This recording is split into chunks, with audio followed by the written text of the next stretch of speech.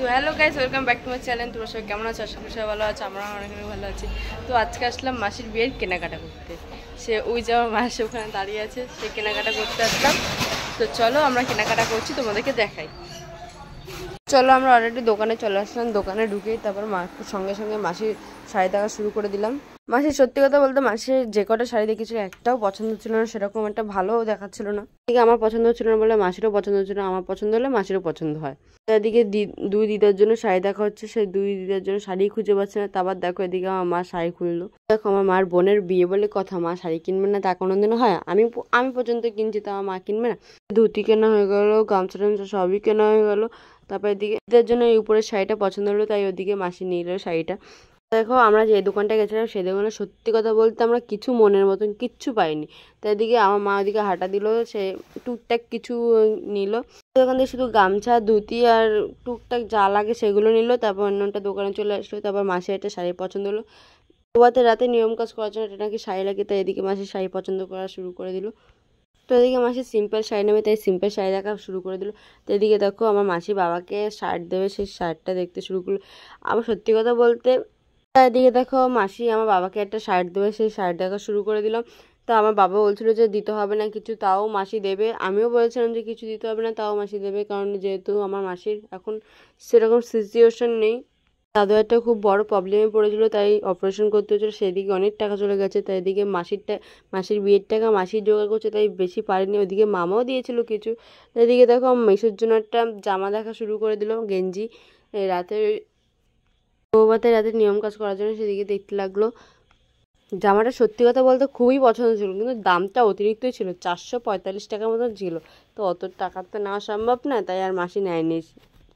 তারপর চলো সব একটু টুকটাক কিছু নিয়ে তারপর আবার চলে আসলাম একটা বড় দোকানে। সেখানটা এসে আমার একটা লেহেঙ্গা পছন্দ হয়ে গেলো। লেহেঙ্গা দেখতে দেখতে দেখতে দেখতে দেখলাম যে একটা সুন্দর একটা লেহেঙ্গা দেখলাম। এটা ছিল না অবশ্য, আরেকটা আছে ওইটা। তো এদিকে দেখো আমি লেহেঙ্গাটা শুরু করে দিলাম দেখা, তো এদিকে পছন্দ হচ্ছিল না। তারপর একটা চোখে পড়লো সুন্দর দেখে, ভেবেছিলাম এটা সুন্দর হবে। তারপর যেই খুললো তখন অতটাও পছন্দ হয়নি, তাই আর একটা পছন্দ হলো, সেটা খুলতে লাগলো। সত্যি কথা এটা খুবই সুন্দর ছিল, আমার এটা একটু দেখেই পছন্দ হয়েছিল। কিন্তু এটা প্রথমে দেখিনি কেন, আমি তাই ভাবছিলাম যে এটা যদি প্রথমে দেখতাম তাহলে আর আগেরটা খুলতে হতো না। তা আমার তো লেহেঙ্গাটা খুবই সুন্দর লাগছিলো। তোমাদের কেমন লাগছে তোমরাও একটু কমেন্ট করে জানিও।